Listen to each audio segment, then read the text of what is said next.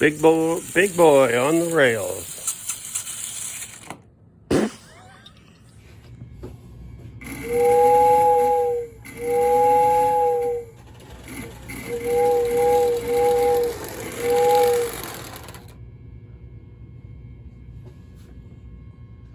Hello everybody and welcome back to Old Frail and Decrepit.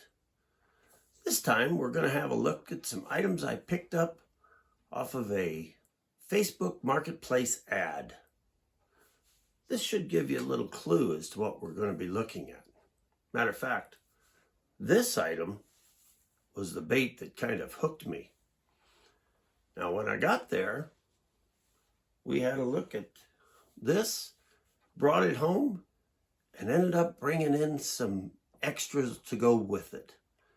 So sit back and enjoy. Of course, we're going to run some items if we can get them to run and see what other items that I managed to pick up. And thanks for watching. Recently, in looking through Facebook Marketplace, I saw an ad for this. This is a obviously pre-war. It's a set 296 O gauge. And the seller had dropped the price by $20. And I thought, well, that seems to be a pretty good price. So my wife and I finished supper and drove out to have a look and hopefully bring it home with me. And as you can see, I did. And what's inside, of course, those of you who have memorized all of the pre-war sets know what's inside. I didn't. But what we see here in the box is we have two copies in horrible condition of the instructions. And they are complete. But like I say, they're in terrible condition. But most of it's still legible. And in this set, I found something that I'd never seen before. I'll show you this because it's the dullest part of this set. And it's this little deal here. A rheostat, they call it. And the truth is, I have no idea how to wire it or to use it or anything. So, that's interesting. Gonna hang on to it. Maybe someday I'll even find out how it's supposed to work, and maybe I'll hook it up and give it a try. But if you look at it, it looks to be in really, really nice shape. So we'll have a look at that one of these days. And if I don't electrocute myself, it might be interesting. So the next thing found in here was this little item here. Now I can't tell you if this was actually part of the set or just what somebody has put in here. This here says that it is a transformer. I don't know. The end flaps are missing, so don't really know what was supposed to be in that. But this is what was in there. A die cast. Oh, another part of the box. A die cast stopper for the end of the track and a little piece of track to go with it. Good looking, nice shape. Now we get to the fun stuff. And what we have here are, let's see if we can get it out of the box without completely destroying the box. We have two 607 passenger cars and a 608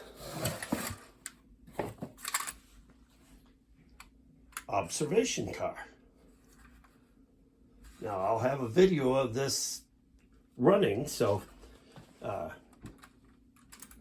what's leading up to this set here,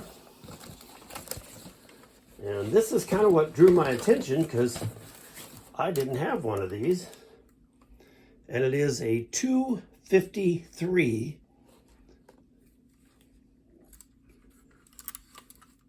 Locomotive. Headlight at both ends. This has the, if I can find it here, yes, it has the manual reverse and forward, and seems to be complete, unless of course I've missed something. And it does run. Now,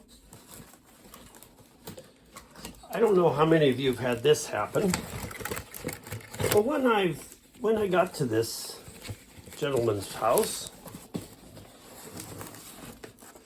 he says, well, while you're here, I've got a couple other O-gauge things I'd like to have you have a look at. So let's have a look and see what else I picked up. Now, having picked up that pre-war set, I got to looking at the other items he had for sale. And one of the things that I brought home was this.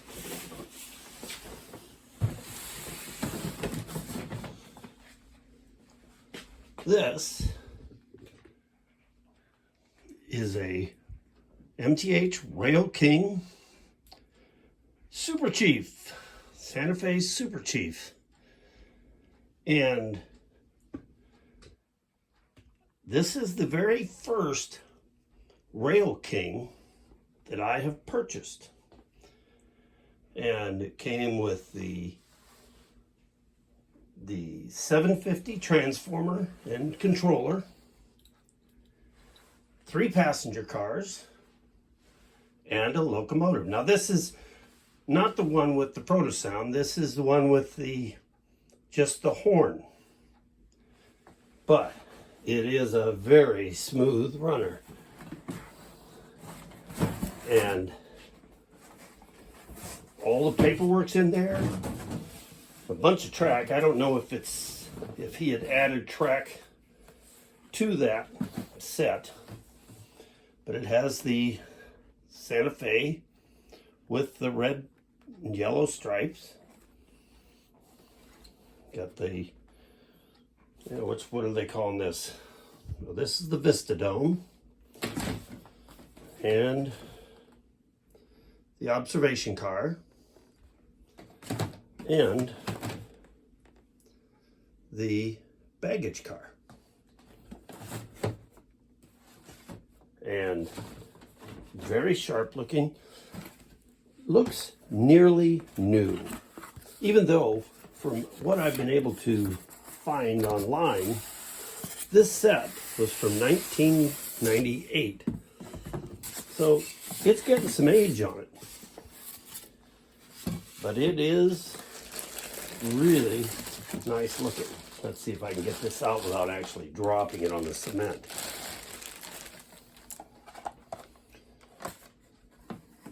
Very good looking.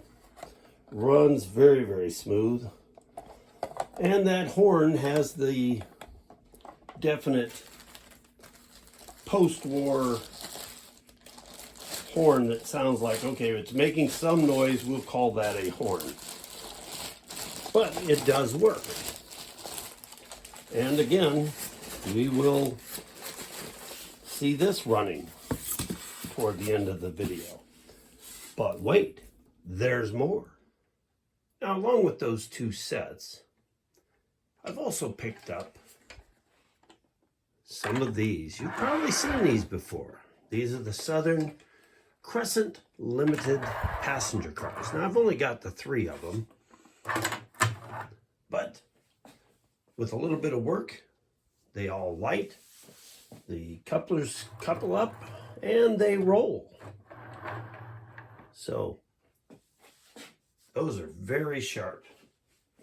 Now, along with that, they had some odds and ends, like this pre-war O-gauge American Flyer tender. This Lionel tender, not even broken or anything.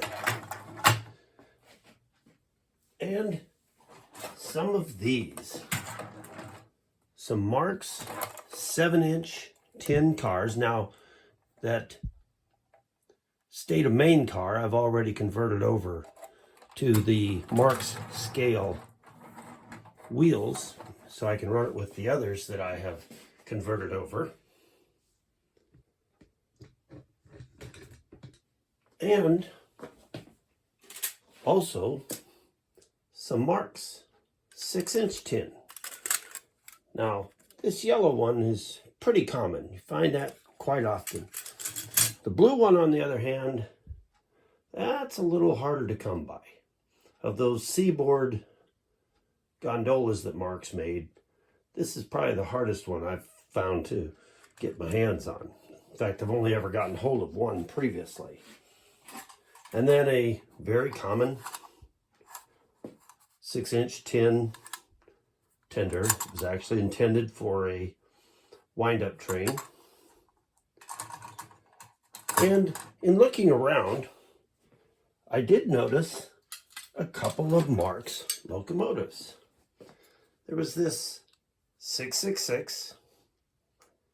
Now, this isn't the shell that it had on it. The original shell was pretty goobered up. Had a lot of strange liquid that had coagulated on it and some strange paint. And it didn't run. Come to find out, you guys that have ever worked with these 666s will know what I'm talking about. The little copper strip where everything connects to, the solder joints had all broken off of it. So after soldering them all back in, it runs and it smokes very, very well. Also picked this up. Now, this was also pretty well beat up. The front end was crushed in. Don't know if you can see it too well, but it was all bent out of shape. Well, I kind of pushed it back into shape, made it a little headlight ring and put a lens in there.